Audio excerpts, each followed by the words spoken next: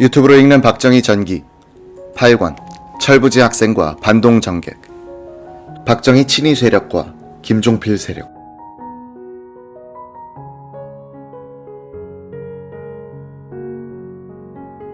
1965년 12월 16일로 예정된 국회의장단 선출투표를 앞두고 공화당 의장을 지낸 정구영 의원은 당내의 김종필 계열이 박정희 대통령에 의해 의장 후보로 지명된 이호상 대신 자신을 당선시키려고 뛰고 있는 데 대해 일말의 불안을 느꼈다.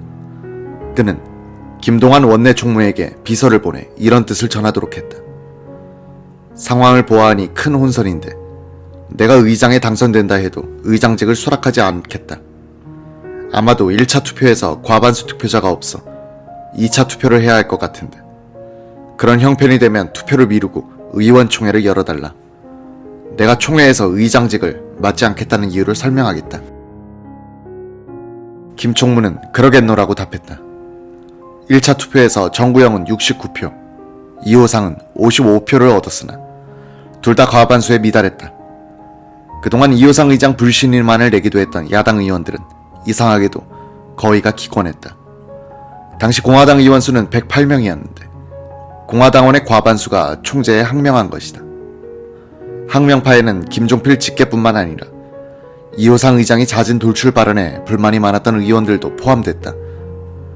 당 의장 복귀가 결정되어 있던 김종필은 정구영을 찾아와서 의원총회 이전에 내가 할 일이 있으니 좀 기다려 주십시오 라고 하더니 청와대로 올라갔다. 박 대통령에게 번의를 권하려고 했는데 대통령은 김종필을 만나주지 않았다는 소식이 들어왔다. 의원총회에서 정구영은 신상 발언을 통해 이렇게 말했다. 이번 의장 지명이 민주 절차를 무시하고 명령식으로 처리됐다는 것은 나도 잘 안다. 1차 투표로서 불만을 표시했으니 이제는 총재의 지명을 따르자. 내가 당선되더라도 결코 수락하지 않겠다. 2차 투표에서 이호상은 제적 과반수인 88표를 겨우 얻어 당선되고 정구영은 60표를 얻었다. 야당 의원들은 뜻밖에도 태반이 이호상 의장 지지를 선택했다. 박정희 총재의 직계인 공화당 신주류와 김영욱의 정보부가 야당 의원들을 상대로 집요한 공작을 벌인 결과였다. 야당은 여당의 당내 민주화 움직임을 외면하고 박 대통령의 독단을 지원한 꼴이 됐다. 이 의장 재선이 선포되는 순간 의원석에서 박수를 친 사람은 정구영뿐이었다. 다음날 오전 박 대통령은 공화당 당무위원들을 청와대로 불러다 놓고 격앙된 말투로 경고했다. 정당이란 이념, 정책, 그리고 지도체계를 뒷받침하는 엄격한 당기라는 3대 기간 위에 서야 하는 것이다. 우리 야당이 성장하지 못한 것도 기강이 서 있지 않은 때문인데 공화당은 지금 야당을 닮아가고 있다. 이번에 당의 기강을 무너뜨린 주동자들을 당이 단호히 처리하지 않으면 내가 나서겠다. 당무위원들은 박 대통령의 단호한 처리를 제명 요구로 받아들였다. 이런 박 대통령의 경고에 얼어붙은 공화당은 12월 22일에 상임위원장 선거에서는 박 대통령이 지명한 대로 충실히 따랐다. 12월 20일 박 대통령은 섬진강댐 준공식에 참석하기 위해 서울을 출발하여 전북 임실역까지 내려가는 특별열차에 정구영을 동승시켰다. 박 대통령은 정 의원을 옆자리에 앉히고 많은 이야기를 했다. 대통령은 항명 파동권을 꺼내면서 주동자 3-4명은 제명하고야 말겠다고 했다. 원로 변호사로서 깐깐한 원칙주의자인 정구영은 차분하게 말했다. 총재 개인 의사를 받들지 않았다고 해서 당명에 대한 반란이라고 해석하는 것은 각각에서 조금 잘못 생각하신 것입니다. 당명과 총재 명령과는 구별되어야 합니다. 아니 선생님도 이건 인사 문제 아닙니까? 100명이 넘는 의원들 앞에서 어떻게 이런 인사 문제를 걸어놓고 토론하도록 합니까? 이 사람 저 사람으로 갈려 시끄러울 텐데. 그건 일리가 있습니다. 그렇다면 의원총회에서 인사 문제는 총재와 당 의장에게 위임하자는 결의를 하도록 하면 될 것 아닙니까? 이번에는 그런 절차도 없이 각각에서 불쑥 의장은 누구, 상임위원장은 누구 하는 식으로 지명을 해버리니까 저도 적극적으로 나서서 만류할 수 없게 됐습니다. 김종필 의원이 곧 당의장으로 복귀하게 될 것인데 이런 식으로 나가면 또 김 의장이 독주한다 해서 소외된 쪽에서 분란을 일으키지 않겠습니까? 당분간 제가 당을 통제해야겠는데 명령이 통하지 않으면 일하기가 어렵습니다. 정구영은 거듭해서 당내 민주주의의 중요성과 의원총회의 의견을 존중해달라고 주문했다. 이에 대한 박 대통령의 말이 의외였다. 좋습니다. 선생님이 그렇게 생각하신다면. 그런데 어쨌거나 공화당 내 50표가 저를 지지하고 있습니다. 그까짓 야당 40표. 그것은 얼마든지 제 표로 끄는 방법이 있습니다.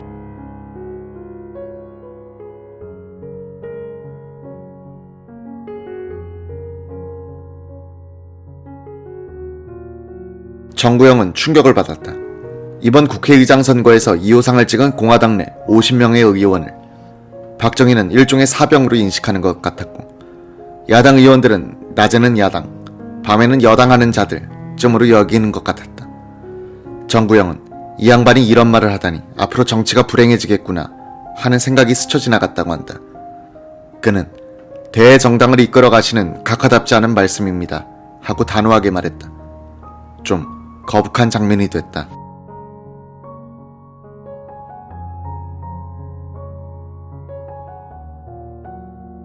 (1965년 12월 20일) 섬진강댁 준공식에 참석하러 가는 박정희 대통령의 자동차 안에서 정구영 의원의 고언은 계속됐다.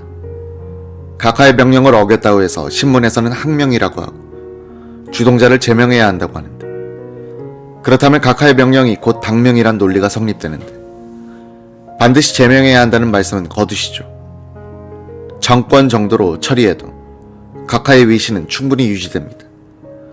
박 대통령은 좀 심한 말을 했다 싶었는지 선생님 마음도 이해합니다 라고 했다. 12월 24일 공화당은 국회의장 선출 항명사건의 주동자인 김용태, 민관식 두 의원에게 6개월간의 정권, 김종갑, 신영식 의원에겐 경고 처분을 내렸다. 박 대통령은 정구영뿐 아니라 김종필 등 여러 사람들의 건의를 받아들여 비교적 가벼운 처벌로 마무리했다. 이날 밤 박 대통령은 당의장 복귀가 결정된 김종필 의원의 집을 찾았다. 정권 처분을 받은 김용태를 비롯 예춘호, 정태선, 신윤창, 오학진 등 김종필 직계 의원들과 조시영 당기위원장을 불러 새벽까지 술을 마셨다. 박 대통령은 공화당 창단 무렵에 어려웠던 이야기를 꺼낸 뒤 그래도 공화당이 이 정도로 큰 데는 김용태 의원의 고집 덕분이었다고 위로했다. 며칠 동안 초조한 기색을 감추지 못하고 있던 김용태는 사면된 수인처럼 기뻐하면서 앞으로 6개월 동안 백의종군하겠습니다 라고 감격했다고 한다. 12월 27일 공화당은 서울시민회관에서 전당대회를 열고 박정희 대통령을 다시 총재로 선출하고 총재가 당의장으로 지명한 김종필에 대해 동의 절차를 밟았다. 1964년 6.3 계엄령 사태 직후에 당의장에서 물러나 6달 동안 외유하고 돌아와 조용히 지내던 김종필은 이로써 박, 김, 체제로 불리던 권력의 핵심으로 복귀한 듯 보였다. 그는 취임 인사말을 통해 신념에 따라 어려움을 뚫고 나가는 것이 주체성이며 자주성이다 라고 말하고 알찬 조국을 이룩하여 그 힘으로 국토를 통일하는 것이 우리의 최종 목표다 라고 강조했다. 김 의장은 12월 30일 기자회견에서 중요한 언급을 했다. 한 기자가 월남의 한국군을 증파할 가능성에 대해서 묻자 그는 월남 파병과 한일 국교 정상화는 우리의 발판을 밖으로 내디딘 역사적 대업이었다. 만일 증파 요청이 있으면 우리의 정황에 따라 고려될 수도 있는 문제가 아닌가 생각한다고 말했다. 1966년 1월 1일 휴버트 험프리 미국 부통령이 마르코스 필리핀 대통령의 취임식에 참석한 뒤 한국에 들러 박 대통령과 이례적인 신정회담을 가졌다. 험프리 부통령은 월남전에서 이기려면 미군 50만 명의 투입이 필요하다고 판단된다. 한국도 이에 비례하여 1개 전투사단을 추가적으로 파견해주기 바란다는 존슨 대통령의 뜻을 전달했다. 1월 3일 박정희 대통령의 뜻에 따라 공화당은 당내 요직을 새로 짰다. 정책위 의장의 백남억, 재정위원장의 김성군, 사무총장의 길재호, 선거대책위원장의 박준규, 당을 실질적으로 이끌어갈 13명의 당무위원으로는 당연직인 김종필 당의장, 김성진 중앙위 의장, 백남억, 길재호, 김동완 원내총무, 장경순 국회 부의장, 원용석 무임소 장관 7명과 김성곤, 김유택, 김진만, 정태성, 김택수, 최정기 6명이 임명됐다. 이들 가운데 친김종필로 분류될 수 있는 이는 정태성, 김택수, 김동완 정도에 불과했다. 박정희 총재와 직접 연결돼 공화당을 이끌어가게 되는 김성곤, 김진만, 길재호, 백남옥의 이른바 4인 체제가 전면에 포진한 것도 이때가 처음이었다. 김종필은 당의장에 복귀하긴 했으나 4인 체제의 실권을 넘겨주지 않을 수 없게 된다. 박정희는 공화당 4인 체제와 김영옥의 중앙정보부 그리고 이들을 조정하는 참모장으로서의 이우락을 삼각점으로 하여 권력을 관리하게 된다. 구정치인과 5.16 군사혁명 주체 세력의 혼성체인 박정희 친위 세력은 반김종필의 색깔을 내게 된다.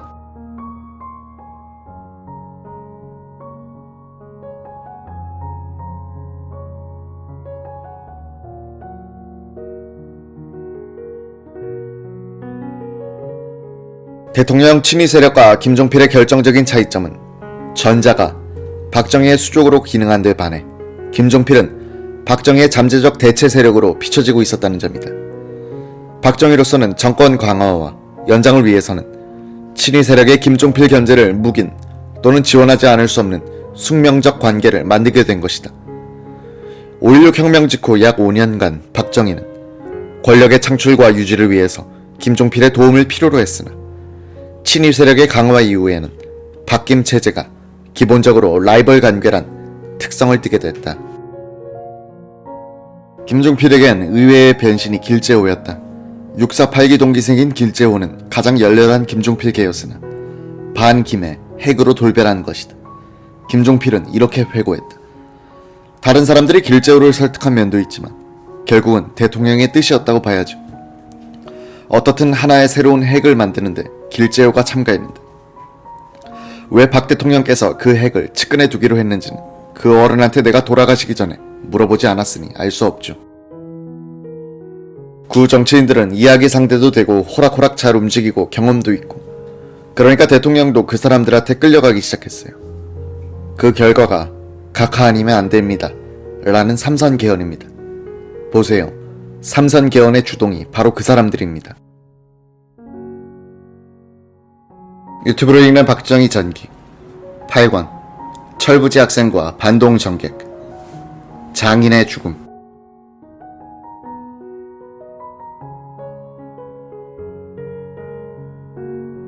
1966년 틈새가 벌어지던 박정희 김종필 관계를 상징적으로 보여준 어떤 주석에 대한 흥미있는 기록이 있다.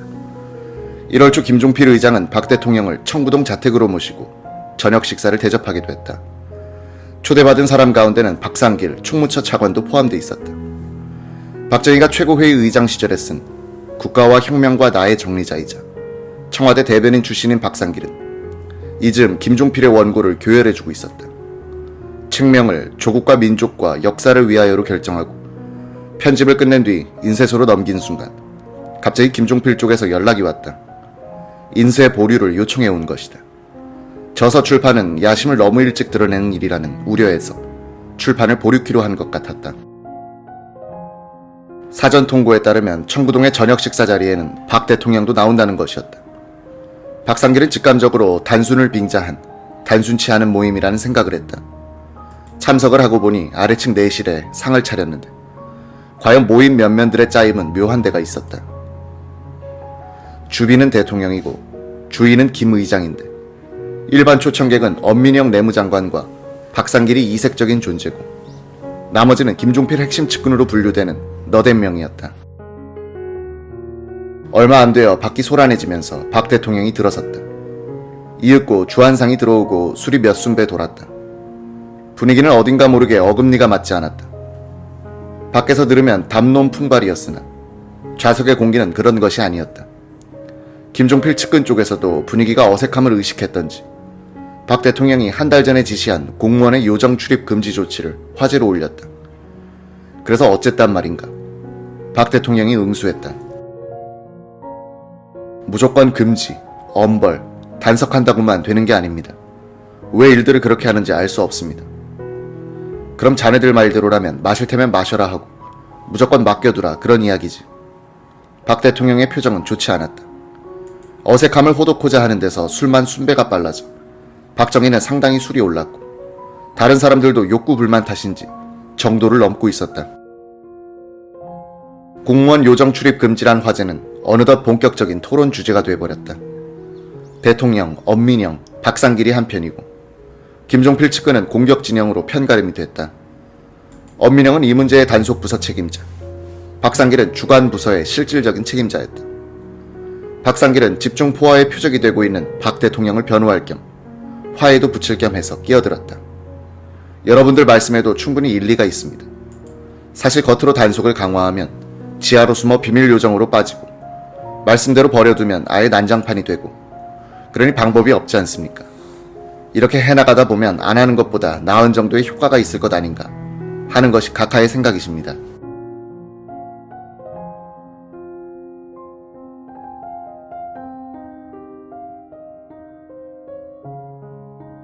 그러나 왁자지껄 떠들 뿐 박상길의 말은 먹혀들지 않았다. 엄민영은 원만한 성격 그대로 하하하 웃으면서 얼버무리려 했으나 잠자코 있는 박 대통령의 기색을 엿보니 무슨 일인가 터질 것 같았다.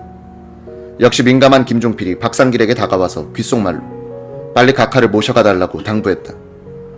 박상길은 기회를 엿본 끝에 각하 시간이 늦었습니다. 이만 일어나시죠 라고 권했다. 아니요, 내 좀 여기서 볼 일이 있어. 이 집 안방인가 어디에 닛본도가 있을 터인데 그걸 좀 가져와야겠소. 박상길은 급히 박 대통령 곁으로 다가가 단단히 부여안고 밖으로 모셨다. 내가 닛본도로 이 쓸개 빠진 자들의 목을 댕강댕강 치기 전에는 돌아갈 수 없어. 간신히 박 대통령을 차에 싣고 출발했다. 뒷자리에선 박상길이 박 대통령을 부축하고 운전석 옆자리에는 경호관이 앉았다. 차가 대연각 호텔 앞까지 오니 박 대통령이 명동 입구 쪽에 차를 세우라고 명했다. 내 이 안쪽에 아는 데가 한 곳 있는데 거기 가서 둘이서 술 딱 한 잔만 더 하고 갑시다. 억지로 차를 청와대로 몰게 하는데 이번에는 앞자리의 등받침대 위에 구두발을 올려 뻗치고는 경호원의 뒤통수를 톡톡 치면서 왜 차를 안 세우느냐고 투정을 부렸다. 박 대통령은 자신의 몸을 꼭 껴안고 있는 박상길의 머리를 두 손으로 잡아당기더니 두 서너 번 박치기를 했다. 청와대 본관에 들어서서 복도를 지나 2층 내실로 모시려고 하는데 유경수 여사가 아래를 내려다보면서 지금이 대체 몇 시인데 어쩌다 이 모양이 되셨어요? 라고 짜증을 냈다. 박 대통령이 비서관의 도움으로 내실로 모셔지고 나서야 박상길은 안도의 한숨을 쉬고 있는데 돌연 쾅 하고 문이 열리더니 박 대통령이 다시 뛰쳐나왔다. 느닷없이 권총을 찾는다. 내 권총으로 그 쓸개 빠진 대통령병 환자놈들을 확 쓸기 전에는 잠을 못 잔다. 다시 한바탕의 소란 끝에 박 대통령이 잠든 것을 확인한 연후에 박상길은 집으로 돌아갔다. 식은 땀으로 온몸이 흠뻑 젖어 있었다. 박상길은 회고록에 그날 저녁의 청구동 작전은 실패였다고 썼다. 모두를 꾹 참고 차분하게 화제와 분위기를 이끌었다면 그 같은 역효과는 없을성 싶었다.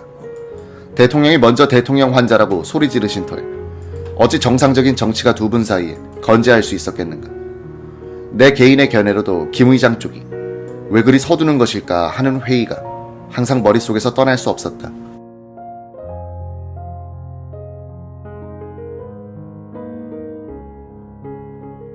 (1965년 12월 26일) 오전 박정희 대통령은 대통령 친인척 관리를 주 임무로 해오던 권상하 청와대 정보비서관으로부터 장인 육종관의 부음을 받았다. 72세에 죽은 육종관은 1893년 충북 옥천의 대지주의 아들로 태어났다. 그는 미국 도매상, 금광, 인산 강호업 등을 통해 번 돈으로 충북 옥천 교동의 고가와 가수원 등을 구입해 대지 3,000평의 대저택에서 살았다. 16세 때 이경영을 아내로 맞이하여 육인순, 육인수, 육영수, 육예수를 낳았다. 그는 또 5명의 소실을 두어 모두 22명의 자손을 낳았다. 박정희는 유경수의 결혼에 반대하는 장인과 헤어진 장모를 모시고 가난 속에서 가진 고생을 다했지만 돈 많은 장인에게 손 한 번 벌린 적이 없었다. 이경영도 먹을 것이 없어 맹물에 국수만 말아먹거나 얼음장 같은 방에서 겨울을 나야 할 때조차 남편 육종관의 도움을 청한 적이 없었다. 이경영으로서는 여러 명의 소실들로 인해 가슴앓이를 해야 했던 기억들이 깊은 상처로 남아있었고, 유경수로서는 친어머니보다 소실들에게 더 많은 정성을 쏟았던 아버지에 대한 감정과 자신의 결혼을 반대한 기억들이 현실의 고통보다 더 컸을 것이다. 박정희도 육종관의 실리적인 시각으로만 자신을 평가한 데 대한 오기가 있었다. 사위만큼이나 자존심이 강했던 육종관은 사위가 대통령이 되었다는 사실을 결코 기뻐하거나 자랑하고 다닌 적이 없었다. 다만 소실의 자녀들에게는 가끔씩 청와대에 한번 들어가 보고 싶었는데 그 잔디와 정원이 그렇게 좋다던데 하고 말했다. 정원 가꾸기에 상당한 재주가 있었던 육종관은 청와대 정원이 몹시 궁금했던 모양이었다. 유경수는 청와대에서 모시고 살던 어머니와 서울에 귀가하는 아버지를 화해시키려고 몇 번씩이나 어머니 이경영을 설득하기도 했다. 그럴 때마다 이경영은 내가 그 늙은이 만나면 속이 터져서 라며 고개를 절레절레 흔들곤 했다고 한다.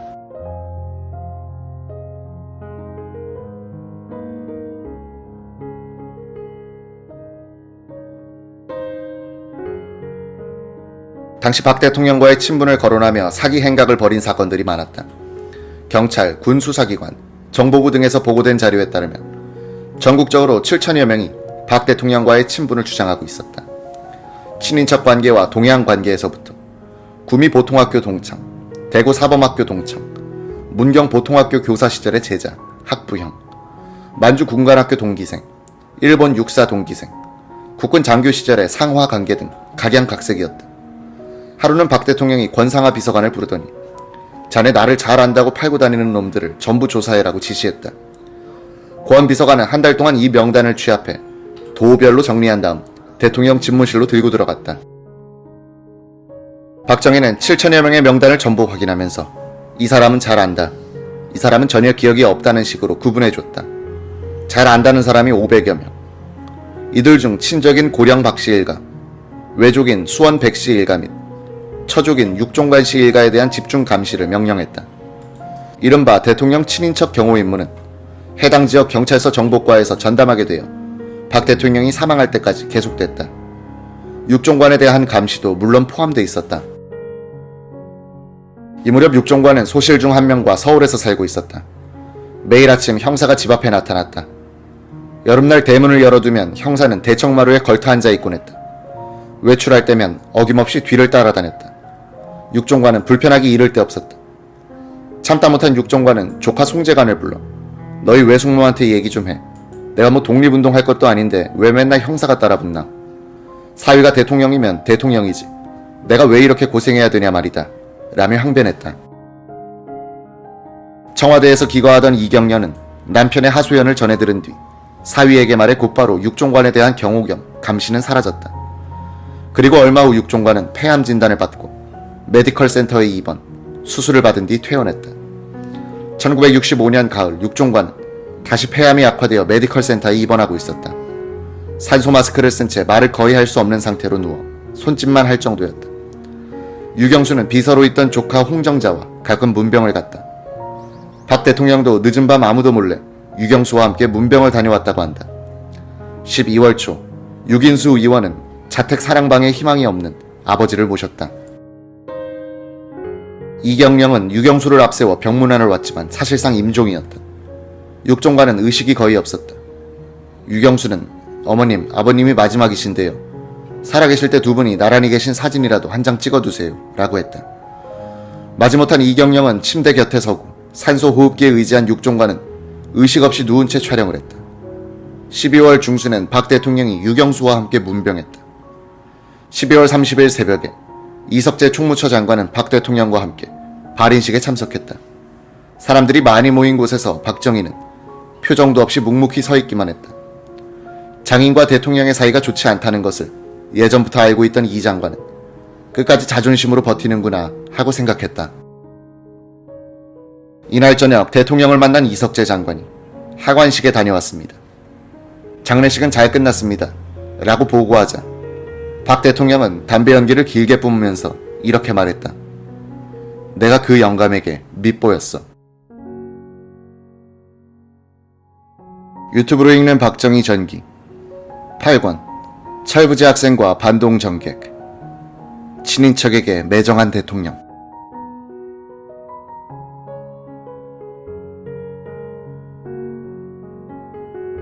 가난한 소장농 집안의 7남매 중 막내로 태어난 박정희는 대구 사범학교와 만주 군관학교, 일본 육사, 조선 경비사관학교를 거치면서 형제 중 유일하게 고등교육을 받았다.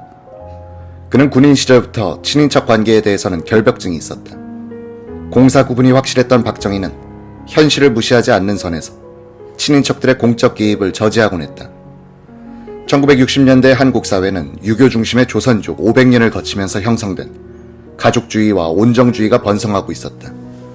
가족 중 한 사람만 권력을 쥐더라도 일가 친척 모두가 잘 먹고 잘 살게 되는 전근대적 풍토는 여전히 살아있었다. 5.16 집권 초기의 박정희는 혈연 정치의 병폐에 대해 그의 책 우리 민족의 나갈 길을 통해 국가 권력을 무궤도하게 악용하는 말세적 정치 현상이라고 비판했다. 박정희는 친인척 관리를 비교적 합리적으로 처리해갔다.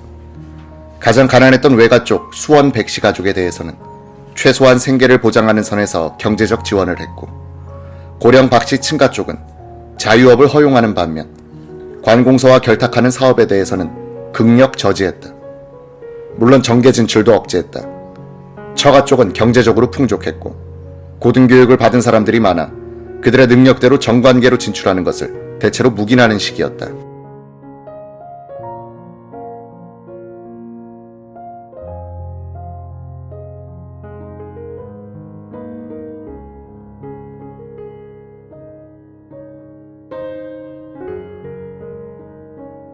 박 대통령의 친인척 관리는 1964년 3월부터 1968년 10월까지 5년 동안 청와대 정보수석 비서관으로 근무했던 대구사범 동기생 권상하가 전담하다시피 했다가 이후 김시진, 박순규 등 민정비서관들이 담당했다.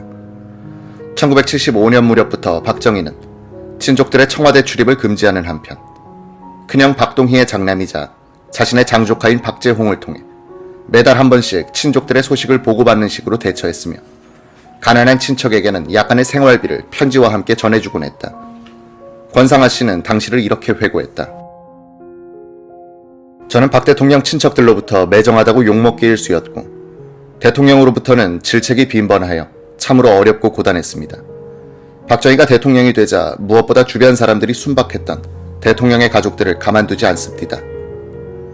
박정희가 제5대 대통령에 당선될 무렵 둘째 누님인 박재희는 남편 한정봉과 경북 상주군 옥산면에서 조용히 살고 있었다.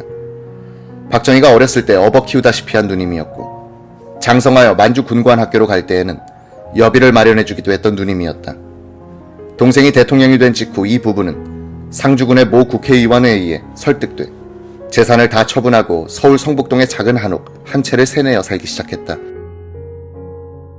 1964년 여름 박 대통령은 서울시장과 내무장관으로부터 누님 부부가 관청을 기웃거리며 로비 활동을 한다는 보고를 받고서 비로소 누님이 서울에 와 살고 있다는 사실을 알게 됐다. 박정희는 권상하 비서관을 불렀다. 우리 누님이 서울에 와 있다고 하네. 자네는 누님 집에 경찰을 고정 배치해서 누가 뭘 사들고 들어오는지, 무슨 차를 타고 오는지, 차량 번호까지 적어서 매일 나한테 보고해주게. 권상하는 아무리 그래도 누님인데 경찰까지 붙여 감시한다는 것은 심하다는 생각이 들었다고 한다. 각하, 아무리 그래도 누님한테 그리까지 할 필요가 있습니까? 박 대통령은 이 사람이 참 하더니 박영수 치안국장 불러 라고 지시했다. 잠시 뒤엔 누님 계신 데가 성북구지, 성북경찰서장도 불러 라고 소리쳤다. 얼마 후 치안국장과 성북경찰서장이 숨을 몰아쉬면서 청와대 대통령 집무실로 들어왔다. 경찰서장은 영문도 모른 채 대통령 앞으로 불려나오게 되자 보기에 안쓰러울 정도로 벌벌 떨고 있었다. 박 대통령은 두 사람을 세워놓고 이렇게 말했다. 내가 오늘 치안국장과 경찰서장을 오라고 한 이유는 내 누님 한 분이 상주에서 당신들 관내로 왔기 때문이다. 여러 놈들이 운동한다고 이리저리 끌고 다니는 중이라 몹시 시끄럽다. 절대 못 다니게 하라. 형사를 고정 배치시키고 누가 무엇을 가지고 무슨 차를 타고 오는지도 매일 여기 있는 권 비서관에게 보고하라. 그로부터 닷새 뒤 권 비서관은 박재희의 아들로부터 전화를 받았다. 큰일 났습니다. 어머니께서 나흘째 단식 투쟁을 하십니다. 빨리 오셔서 어떻게 좀 도와주십시오. 권 비서관이 달려갔더니 머리를 수건으로 동여매고 누워있던 박재희가 일어나 권상하의 멱살을 잡고 흔들면서 고함쳤다. 대통령 누님은 서울에서 살지 말라는 법이 있는가? 헌법 내놔봐라. 있으면 내가 상주로 내려가겠다. 권상하는 박 대통령에게 누님의 입장을 설명했다. 각하, 이런 상황이니 형사를 배치시켜 가족들에게 기죽이는 일은 철회하시는 게 어떻습니까? 통행금지도 해제해 줍시다. 안 된다. 내가 지금 장난친 줄 아나. 자네 우리 누님 가족들을 직접 상주로 데려다 주고 온나. 나는 서울에서 절대로 누님 안 만날 거다. 내려가시면 내가 매달 용돈도 드린다고 전해. 박제의 가족은 끝내 시골에 내려가지 않고 서울에서 살았다. 박 대통령은 누님의 서울 거주를 막지 못했지만 자신이 대구사범 재학 시절 학비를 보태준 매부 한정봉에게도 특별한 도움을 주지 않았다.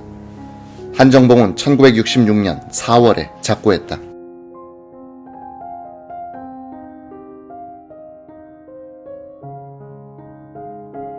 (1961년) 가을 최고회의 의장 박정희의 조카 박재석은 대구에서 고물트럭 2대로 운수업을 하고 있었다.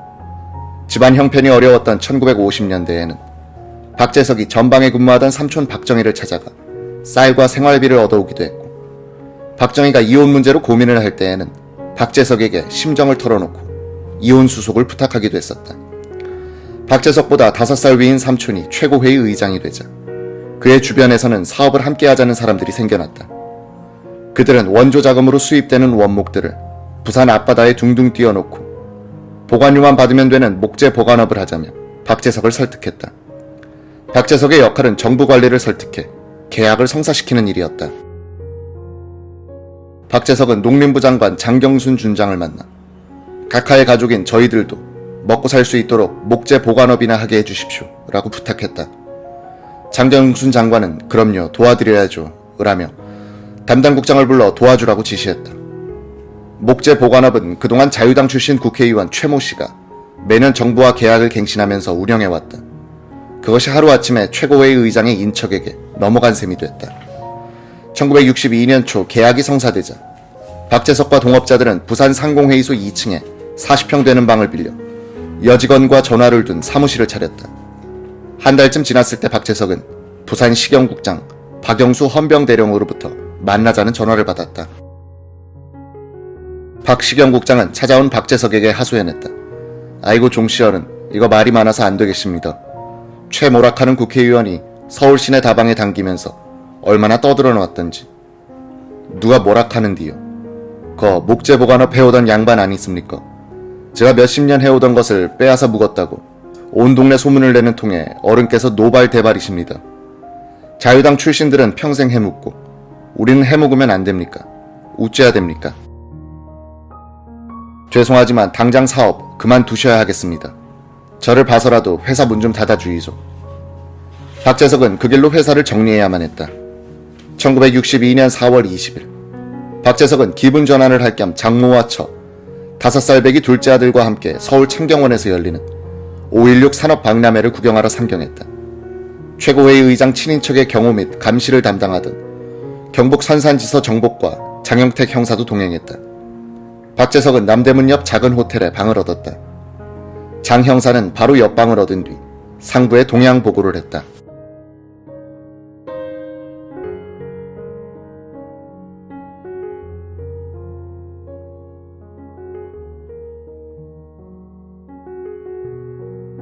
다음날 아침 박재석은 장 형사로부터 각하께서 장충동 공간으로 들어오시랍니다 라는 전가를 받았다.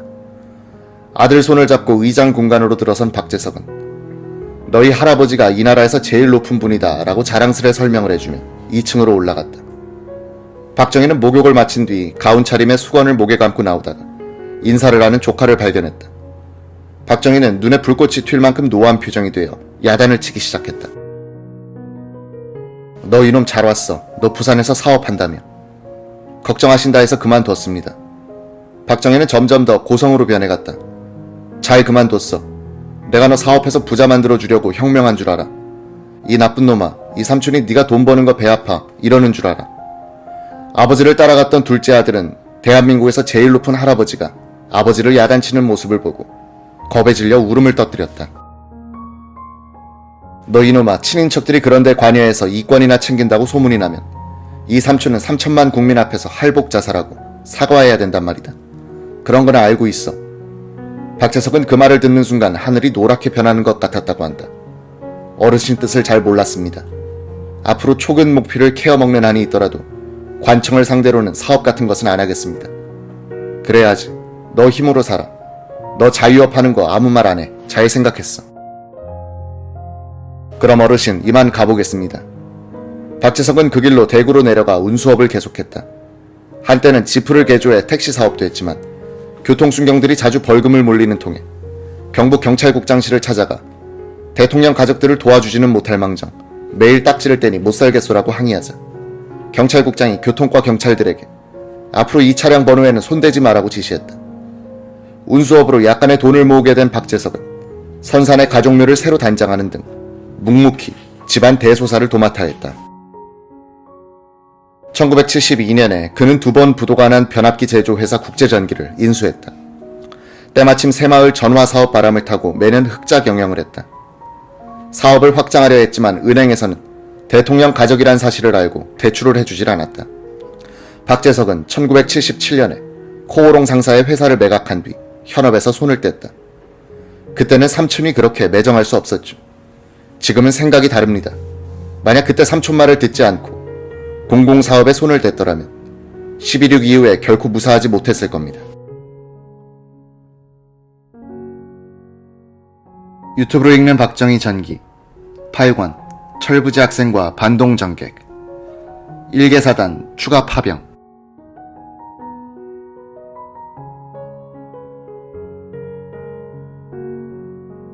1965년 여름 청와대 정보비서관 권상하는 중앙정보부와 군 방첩대 및 경찰계통으로부터 보고되는 대통령 친인척 관련 정보를 검토하던 중 서울 서대문구 모래내 빈민촌에 박정희 대통령의 외삼촌이 생존해 있다는 내용을 발견했다. 권 비서관은 즉시 모래내 빈민촌을 방문했다. 담도 없는 운막촌을 뒤지며 소문의 주인공을 찾아냈을 때는 빈민촌 사람들이 모여들어 부러운 듯 구경하고 있었다. 그들은 대통령 외삼촌을 저렇게 내버려 두다니 박 대통령은 벌 받을 사람이라고 한마디씩 했다. 권상아가 만난 사람은 어머니 수원 백씨의 남동생 백한상이었다. 권 비서관이 찾았을 당시 백한상은 이미 8순이 넘은 노인으로 서너 명의 자식들과 운막 속에 누워 있었다. 운막 속으로 들어간 권상하는 사람 살 곳이 못 되는 곳이라는 생각을 했다고 한다. 권상하가 백한상 노인에게 이것저것을 물어보니 틀림없는 박 대통령의 외삼촌이었다. 권 비서관은 청와대로 돌아와 박 대통령에게 보고했다. 박정희는 미간을 찌푸리며 그동안 혼자만 알고 있던 내용을 말하더란 것이다. 대통령 선거가 끝난 뒤부터 나한테 백모라는 자로부터 서너 번 편지가 왔어. 그런데 편지에는 내 외삼촌이 사업에 실패해서 어디서 어렵게 살고 있다면서 외삼촌한테 뭘 해주시오, 뭘 사주시오 하고 거의 협박조로 편지를 썼어. 내가 볼 때 이놈은 외삼촌을 파는 사기꾼으로 생각되어 일절 다른 사람에게 말도 안 하고 있었지. 모래내 운막집에 계신 분은 틀림없이 각하의 외삼촌이십니다. 박정희는 난처한 듯 권상아에게 되물었다. 내가 어떻게 해줘야 되나? 운막에서 살고 계시는데 남보기에 창피합니다. 집이나 한 채 사줍시다. 박정희는 누런 봉투에 돈을 넣어 권 비서관에게 주면서 이렇게 말했다. 방 2칸짜리 한옥 한 채나 사드리게. 권 비서관은 백한상의 아들을 서울시청에 부탁해 수도국에 취직을 시켜주기도 했다. 박 대통령의 외삼촌은 약 1년 뒤 이 집을 몰래 팔아버리고 다시 모래내 빈민촌으로 들어갔다. 이런 사실을 안 권 비서관이 노인에게 달려가 영문을 물었다. 노인은 빚 갚기 위해서라고 말했다. 권상아는 할 수 없이 박 대통령에게 어렵게 말을 꺼내어 돈을 마련해 집을 다시 사줬다. 이번에는 권 비서관이 자주 백노인의 근황을 알아보곤 했다. 1968년 여름 백한상 노인은 몸이 아프다고 하소연하기 시작했다. 권 비서관이 그를 세브란스 병원에 데려갔다. 백노인을 진찰한 의사는 폐암 말기여서 치료가 불가능하다고 말했다. 권상아는 어떻게 하든 치료를 해달라고 매달렸다. 암이 온몸에 퍼져 가망이 없습니다. 오래 살 수 없을 테니 고향에서 사시면 공기가 좋아 편히 계시다가 가실 수 있을 겁니다. 수술은 안 됩니다. 권 비서관이 박 대통령에게 이 사실을 보고했다. 그분 고향이 선산군 양목이니 거기 좀 모셔다 드리게. 권상아는 박 대통령의 외삼촌을 고향 마을로 모셔다 주고 상경했다. 고향에 도착한 백노인은 며칠 뒤 혼자 서울로 돌아와 버렸다. 주변에서 큰 병원 서울 가서 고쳐야 한다며 부추기는 바람에 고향에서 쉬지도 못한 채 세브란스 병원을 다시 찾았던 것이다. 얼마 후 권 비서관은 세브란스 병원으로부터 백한상 노인이 입원했다가 사망했으며 시신은 백노인의 사위가 인수해 갔다는 연락을 받았다. 권 비서관이 수소문해 보니 백노인의 사위는 자벽부를 대상으로 운영하는 용산역 구내이발소 주인이었다. 벽돌을 대충 쌓아 바람막이로 만든 이발소의 시멘트 바닥에는 백노인의 시신이 거적에 덮인 채 놓여 있었다. 백노인의 사위는 시신을 병원에서 이발소로 옮겨놓은 뒤 자벽부들과 밤새 술을 마시며 청와대로부터 좋은 소식을 기다리고 있는 것 같았다. 사건을 수습한 뒤 박 대통령에게 전말을 보고하자 박정희는 대구사범 동기생 권상아에게 불같이 화를 냈다. 야, 이 사람아, 어떻게 그 노인이 다시 서울로 올라와 돌아가실 때까지 모르고 있었나? 고향에 모셔다 드린 지 며칠 안 되어서 올라온 것 같습니다. 거기 계시도록 왜 단속하지 못했노? 자네는 어찌 이를 그리 보나? 이렇게 말썽 일으키는 사람들이 한두 사람이 아니지 않습니까? 저는 한다고 하는데 더 이상 방법이 없습니다. 없으면 그만둬. 친구이자 대통령으로부터 이렇게 심한 질책을 처음 받아봤다는 권상아 비서관은 사직할 결심을 했다고 한다. 권상아 씨는 말로 다 옮길 수 없는 기구한 일들을 겪어야 했다며 대통령 친인척 관리에 어려움을 토로했다. 대통령 친인척 관리를 5년 동안 하면서 저의 친인척으로부터도 인색하다고 욕을 많이 먹어야 했습니다. 솔선수범하려니 무척 힘이 들었죠. 친구로 하여금 골치를 썩이며 친인척 관리를 하도록 채근하던 박 대통령의 자세가 세월이 갈수록 그리워집니다.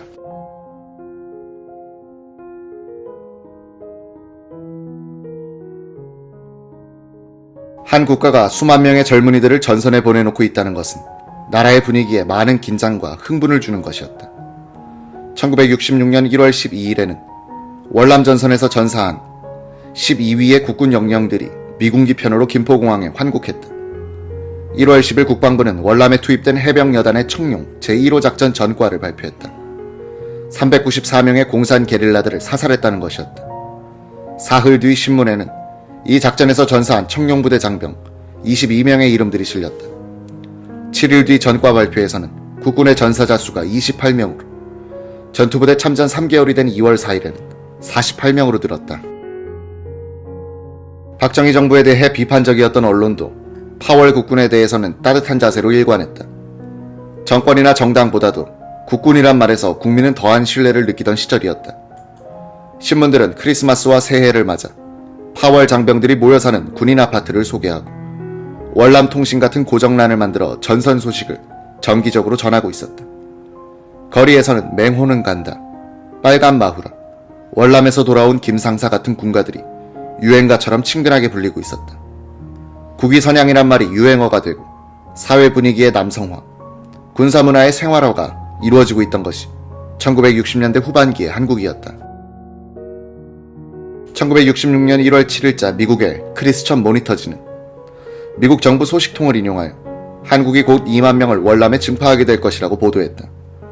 1월 15일 김성은 국방장관은 최명신 주월사령관의 요청에 의하여 국군의 증파 문제를 고려하고 있다고 기자회견에서 밝혔다. 그는 또 증파에 앞서 국군 장비의 현대화가 필요하다는 조건을 달았다. 사흘 뒤 워싱턴 포스트지는 험프리 부통령이 지난 정초 한국을 방문하는 동안 한국군의 증파를 공식적으로 요청했었다고 보도했다. 이즈음 한미 양국은 이동원 외무장관과 브라운 주한미국 대사를 양측 대표로 하여 본격적인 증파 협상을 벌이고 있었다. 언론은 한국군 현대화와 파월 국군에 대한 대우 개선을 주제로 한 기사를 연일 보도하면서 한국 정부 측의 교섭을 측면 지원했다. 1월 25일자 동아일보는 현지 호소, 가장 용감한 군인의 가장 적은 보수라는 제목으로 한국군의 근무 수당이 월남 군인의 5분의 1에 불과하다고 지적했다. 1월 27일자 신문에는 맹호부대 1연대 2대대 5중대 2소대 최경환 상병이 베트공의 총격을 받아 숨지면서 호주머니에서 14달러 10센트를 꺼내더니 동료들에게 이렇게 부탁했다는 기사가 실렸다. 나는 부모도 친척도 없어. 어디 있는지 모를 남동생을 찾아 이 돈을. 사망 후 소지품을 검사해보니 동생 최공훈한 이름으로 된 예금 통장이 하나 있었고 $19가 입금돼 있었다는 것이다. 박정희 대통령은 일개 사단 증파에 따른 대가를 미국 정부로부터 아주 비싸게 받아내겠다는 작심을 하고 당정을 총동원하다시피 하여 대미 교섭을 벌이게 했다. 비밀 분류에서 해제된 1966년 2월 1일자 미국 대통령 직속 국가안보회의 문서가 있다. 안보회의의 동아시아 담당관 제임스 C. 톰슨이 대통령 안보보좌관 맥조지 번디에게 올린 것이다. 그 요지는 이러했다. 윈스롭 브라운 주한미국 대사가 보고하기를 박정희 대통령은 우리가 요청한 일정에 따라 월남에 추가 파병을 하는데 동의했다. 즉 오는 4월에 1개 여단과 지원부대를, 오는 7월에는 1개 사단과 그 지원부대를 파견키로 했다. 박 대통령은 월요일에 동남아시아 방문을 위해 출국하는데 2월 17일에 귀국한 다음에 공식 발표가 있을 것이다. 브라운 대사는 박 대통령이 출국하는 2월 7일 전에 우리 대통령이 친서를 보내 감사를 전함으로써 박정희로 하여금 자신의 결심을 변경하지 않도록 쐐기를 박았으면 한다고 건의해왔다. 이틀 뒤 맥조지 번디는 존슨 대통령에게 일개 사단의 추가 파월에 대한 감미료로서 1967년 회계연도에 한국에 대한 $1,500만 개발 차관을 제공하는데 동의해줄 것을 건의했다. 번디는 이 액수는 통상 수준보다도 $500만 많지만 한국 측이 요구한 여러가지 대가 가운데는 가장 값이 싸게 치는 것이다. 박 대통령이도 무엇인가를 얻어내어야 유권자들에게 일개 사단 증파를 설득할 수 있을 것이다 라고 했다. 미국은 2월 7일 하와이에서 미월 정상회담을 가졌다.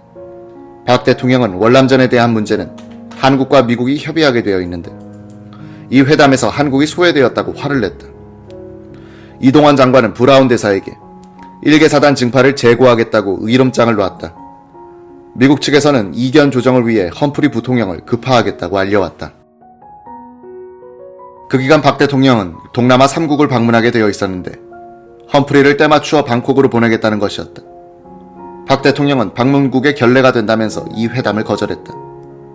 험프리는 박 대통령이 순방을 마치고 돌아온 후인 2월 22일 서울에 왔다.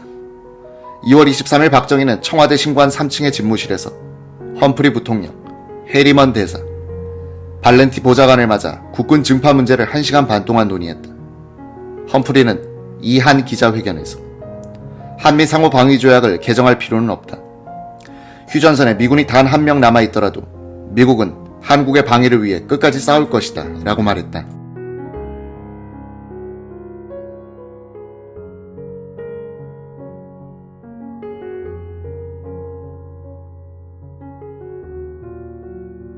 험프리 부통령을 수행하여 한국 등 동아시아를 순방하고 돌아온 대통령 특보 잭 발렌티는 2월 25일 존슨 대통령에게 올린 보고서에서 이런 표현을 했다.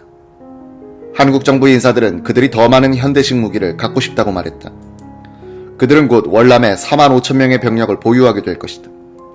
이들을 무장시키고 급료를 주는 데 들어가는 돈은 같은 수의 미국인들을 쓸 경우에 비교해서는 콩알만한 것이다.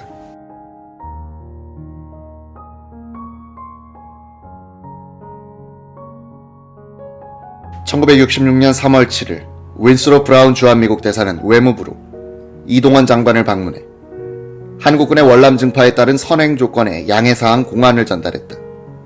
브라운 각서로 유명해진 이 문서는 2월 25일에 이동환 브라운 합의사항을 문서화한 것이었다.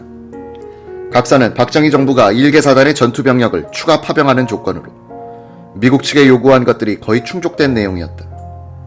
이동환은 미국 측에 대해 한미 상호방위 조약을 개정하여 한국이 침략을 받을 때 미국이 의회의 승인 없이 자동 개입할 수 있도록 해달라고 요구했으나 미국 정부는 이것만은 들어줄 수 없었다.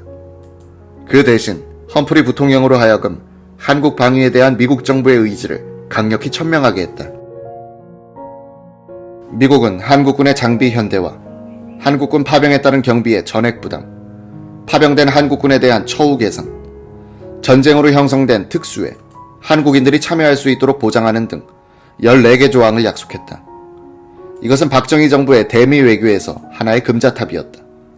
조국의 젊은이들이 타국을 위하여 생명을 바치고 피를 흘린다는 상황을 외교 교섭의 최대 한도로 활용하여 국익을 도모한 것이다. 이 각서의 정신에 따라 한국 측은 월남전 기간에 약 $10억 수입을 전쟁 특수로 올릴 수 있었다. 브라운 각서의 요지는 이러했다. 하나, 3개 예비사단의 완전 장비와 17개 육군사단과 1개 해병사단의 장비 현대화. 2. 월남 증파에 따른 모든 장비와 원화 경비는 미국이 부담. 3.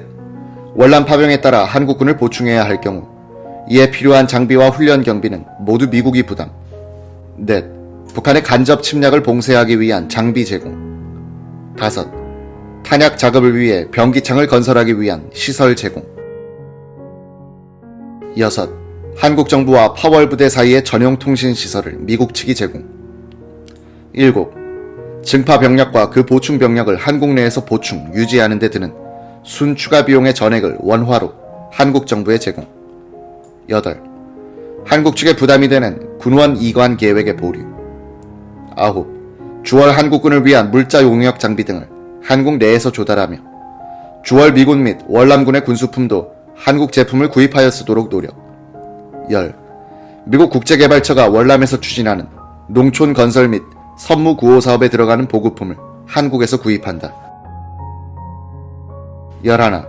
월남에서 이루어지는 건설 사업에 한국인 민간 기술자의 고용 및 용역의 기회를 확대한다. 12. 한국의 수출 진흥을 위한 기술 원조를 강화. 13.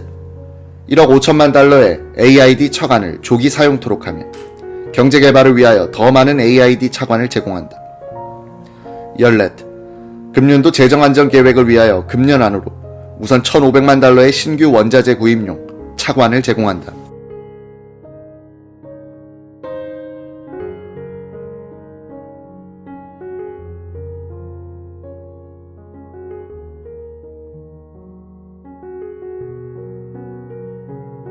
정일관 국무총리는 파병 동의안을 심의하고 있던 국회에 나와 미국 정부로부터 현 수준의 주한미군 병력을 계속 유지한다는 문서상의 보장을 받았다고 말했다. 월남 증파에 따라 정치권은 국회와 언론을 매개로 하여 활발한 찬반 논쟁을 벌였다. 우리 정치가 오랜만에 안보 외교를 주제로 삼아 진지한 토론을 벌여 정치 본래의 생산적인 모습을 보여준 경우다. 기자 출신인 서인석 공화당 의원은 여당 내의 파병 반대론자로서 적극적으로 소신을 밝혔다. 그는 신문 기고문 등을 통해서 선전포고 또는 전쟁 상태 선언을 내리지 않더라도 4만 이상의 국군이 베트남과 교전하는 사태는 우리나라가 전쟁 상태에 돌입한 것을 의미한다고 지적했다. 그는 이어서 우리는 우리의 국가 목표, 남북 통일을 실현하는 전쟁 이외의 전쟁을 수행할 여유가 없는 처지에 있다고 했다. 서 의원은 월남의 사태는 우리의 지배 요인보다 적측의 지배 요인으로 결정되는 듯이 보인다면서 우리는 대병력을 보내 우리가 지배할 능력이 없는 사태에 우리가 개입함으로써 거꾸로 우리의 운명을 그곳 사태 발전에 맡기고 있는 것이 아닌가 우려된다고 했다. 그는 이어서 피할 수 없이 조연을 맡은 우리는 주연이 연극을 끝낸 후에 혼자서 춤을 추는 우를 범하기 쉽다면서 외교는 그때그때의 국가 이익에 순응해서 행해지는 것이지 서민들이 빚을 갚는 시기 돼서는 곤란하다고 비판했다. 박 대통령은 서 의원의 증파 반대론에 대해서는 반대를 하려면 서 의원처럼 논리를 세워서 해야 한다면서 기분 나빠하지 않았다고 한다. 야당인 민중당의 김준현 의원은 베트공을 조종하는 것은 월맹이고 월맹을 조종하는 것은 중공이며 월남이 공산화되면 동남아시아 전체가 그렇게 될 것이다면서 증파에 찬성했다. 1개 사단과 1개 연대의 증파 동의안은 3월 20일 국회 본회의에서 찬성 95표, 반대 27표, 기권 3표, 불참 50명으로 통과됐다. 박 대통령은 증파사단으로 보병 9사단을 선정했다. 백마부대로 통칭된 이 사단은 1950년 박정희 중령이 참모장으로서 창설을 지도했던 부대이기도 했다. 휴전선에 이어 월남의 제2전선을 갖게 된 1960년대의 한국은 준전시 상태와 같은 긴장되고 들뜬 사회 분위기에서 경제성장으로 매진하게 된다. 한때 한국은 인구 비례로서는 미국보다도 더 많은 병력을 월남에 보낸 적이 있다. 전선을 가진 국가답게 언론과 방송에는 군인과 군가들이 자주 등장했고 승전 소식과 함께 전사 통지서가 날아오기 시작했다. 미국과의 약속에 따라 박 대통령은 4월 6일 환송식을 갖고 맹호부대의 잔류연대를 월남에 보냈다. 3,500명으로 편성된 이 연대는 해산진 부대라고 불리게 됐다. 6.25 전쟁 때 압록강변 해산진에 가장 먼저 도착한 부대였다는 데서 유래했다. 해산진 부대가 부산항을 향해서 떠나는 4월 8일 밤, 청량리역에서는 군가 합창 소리가 울려 퍼지고 태극기가 물결쳤다. 전선으로 아들을 보내는 부모들은 차창 밖으로 내민 손을 잡고 무사 귀환을 빌었다. 인천에 산다는 윤창천 할머니는 맏아들인 정성규 병장의 손을 잡고 놓지 않았다. 정 병자는 철모르는 아우 성훈에게 내가 못 돌아오면 네가 노부모를 잘 모셔야 한다고 당부하고 있었다. 유튜브로 읽는 박정희 전기 8권 철부지 학생과 반동 정객 박정희의 전략 감각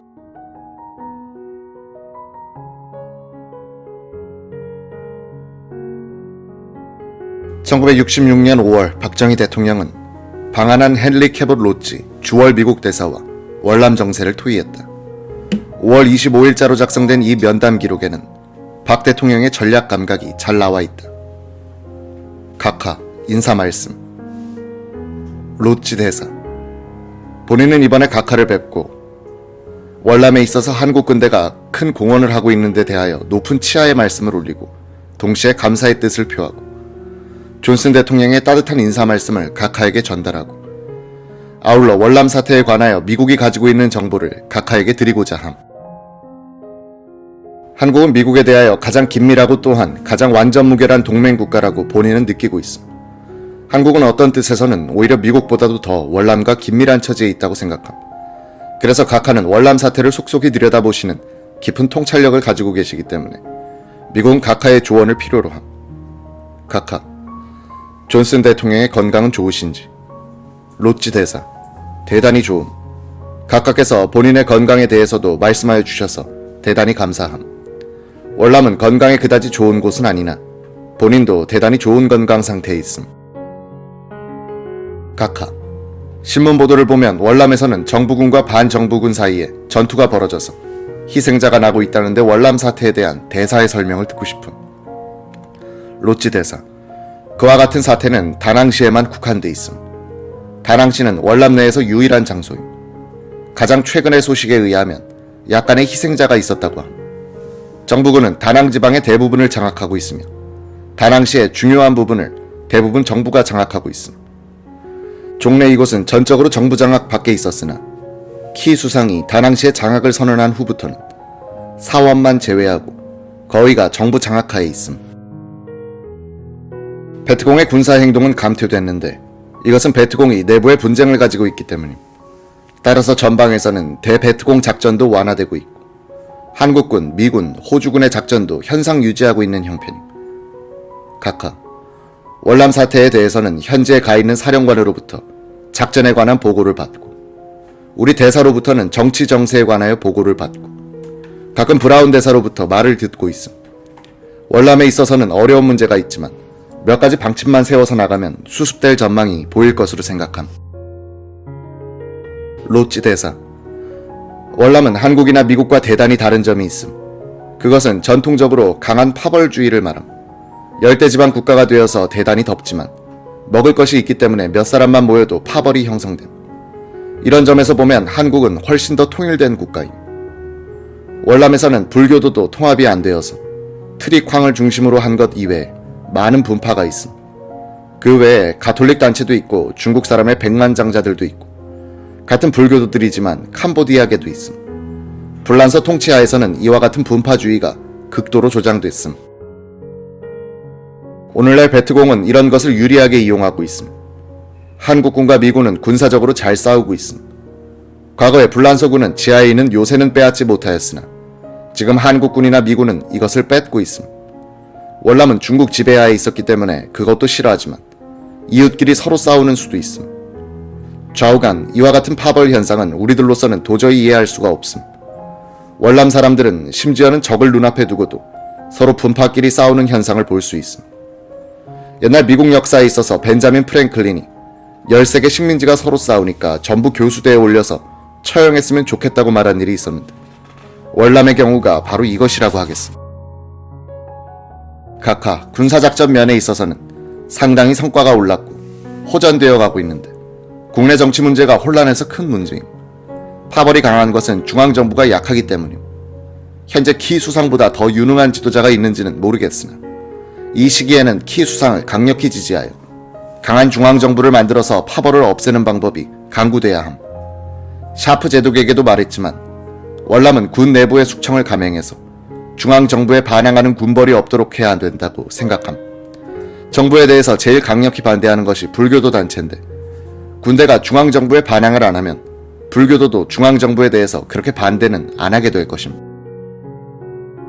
키 수상의 정부는 물론 합헌 정부는 아니지만 현실적으로 월남을 통치하고 있고 또 이것을 대체할 만한 것도 없고 또한 국민을 대표하는 정당도 없는 실정이니 키 정권을 지지해서 강력히 나가야 함.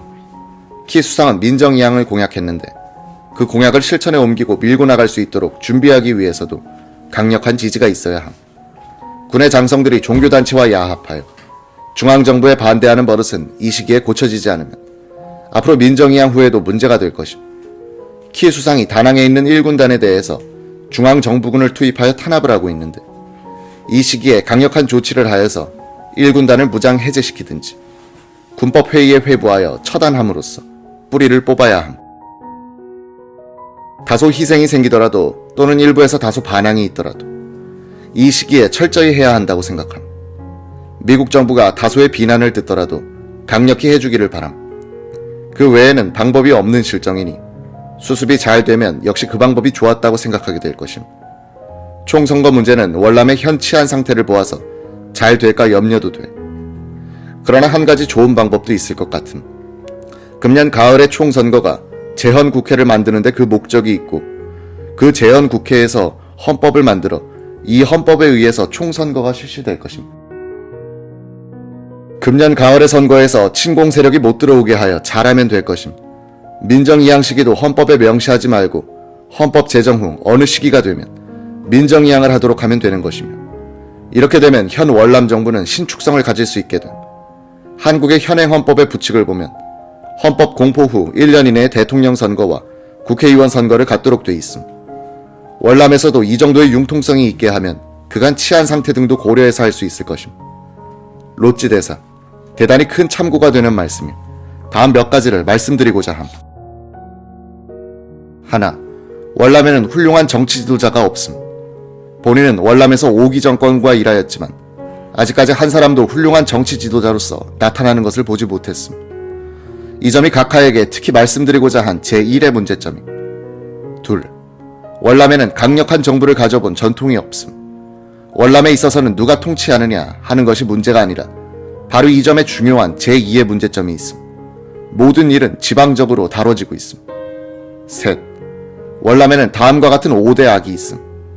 즉 화재, 홍수, 기근, 도적 및 중앙정부임. 이런 모든 점을 논의하여 보면 자동적으로 키 수상을 지지하는 결론이 나오게 됨. 그는 민정의 경험은 없지만 과거 10개월간 많은 경험을 얻었음. 미국은 키 수상을 지지하는 데 있어서 아주 재치 있게 해야 함. 그렇게 하여야 월남 국민도 키 수상 정권이 미국의 괴뢰가 아니라는 것을 느끼게 됨. 넷, 총선거의 전망. 금년 가을에 총선거를 실시하는 데 있어서는 상당한 위험을 내포하고 있음. 그러나 이미 결정은 내려졌음. 비록 정세는 안정되지 못했지만 우리는 크게 손해를 보지는 않을 것임. 월남에는 48개 주와 5개 시가 있다. 1965년 지방 평의원 선거를 실시했는데 결과는 잘 됐음. 월남 인구 중 54%가 중앙정부 통치하에 안전구역에 거주, 24%가 베트공 통치하에 있고 나머지 부동적임. 1965년 선거에서는 54% 이상이 투표하였음. 투표함이 도시에 있기 때문에 위험구역에 거주하는 농부들도 도시에 나와서 투표를 했음. 지방선거에 있어서도 이와 같았으니 더욱이나 이번에는 전 국가적인 일이기 때문에 좀 더 잘 될 것으로 생각하고 있음. 다섯, 3대 위험성. 하나, 베트공이 투표하는 날에 투표자를 협박할 수 있음. 둘, 대의원들이 선출된 다음에 베트공은 그 대의원들을 협박할 수 있음. 그리하여 북부 월맹과 협상하라는 발언을 하게끔 만들 수도 있을 것임. 본인이 보기에는 월남에 있어서의 테러 행위는 실로 놀라운 바가 있음. 예. 가.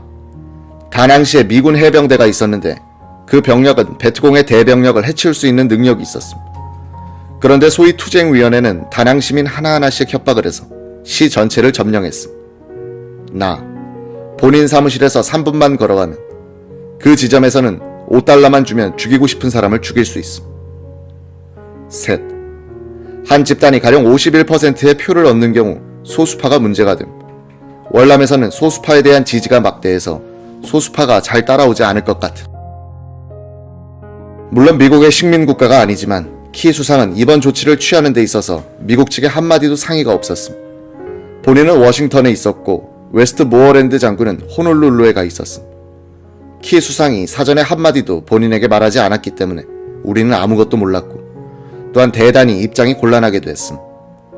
그러나 이것은 키 수상이 능동적으로 일하고 있는 징후라고 보며 그는 나라 전체의 질서를 재확립하려고 노력하고 있음. 그래서 키 수상의 이번 조치는 괘씸하기는 하지만 그의 심정도 이해할 수 있음. 결과적으로 수수방관하는 것보다는 좋았음. 각하, 한국 속담에 꽝 대신 닭이라는 말이 있음. 지금 당장에 딴 사람이 없으니 키 수상을 지원해서 잘 해나가야 함. 총선거는 공약이니까 그대로 해야 하지만 구성된 국회가 베트공 또는 친공 일색의 국회가 되면 어떻게 할 것인가?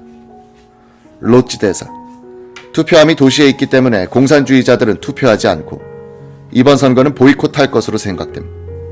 공산주의자들도 입후보는 할 수 있겠으나 지방민들은 공산주의자들이 그들의 이익에 반대하는 방향으로 나간다는 것을 알게 될 것임. 우리는 또한 이 선거를 잘 감시할 것임.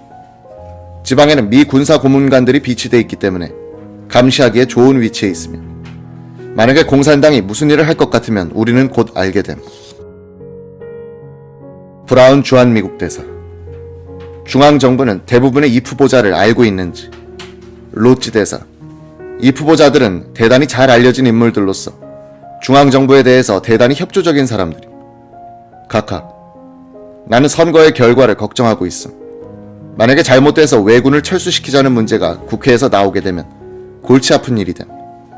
그 외에 하노이와 협상하자는 이야기가 나와도 마찬가지임. 로치 대사, 그와 같은 사태는 일어나지 않으리라고 생각함. 공산주의자들은 절대로 이번 선거를 보이콧할 것이고 투표자는 결국 안전구역에 거주하는 54%의 인구가 될 것이기 때문임. 이것이 바로 1년 전의 지방선거에서 나타난 현상이었음. 1개월 전에 사이공에서의 회의에 참석한 60명의 지방평의원을 만나봤는데 전부 애국자들이었음. 투표 시에 예상되는 협박 행위에 대해서는 군대가 이것을 적절히 막을 수 있을 것이라고 생각함. 브라운 대사, 지난번 사이공에 있어서의 시위에서 침공적인 징후가 전혀 없었다는 말씀을 하시기 바람. 박 대통령 각하께서는 이 문제에 지대한 관심을 가지고 계심. 로치 대사, 월남 사람들은 이상하게도 시위 행위를 좋아하는 경향이 있어. 그런데 최근에 사이공시에서의 시위에서는 공산주의의 징후가 조금도 없었어. 물론 일부분 개개적으로는 반미 플래카드도 있기는 했음.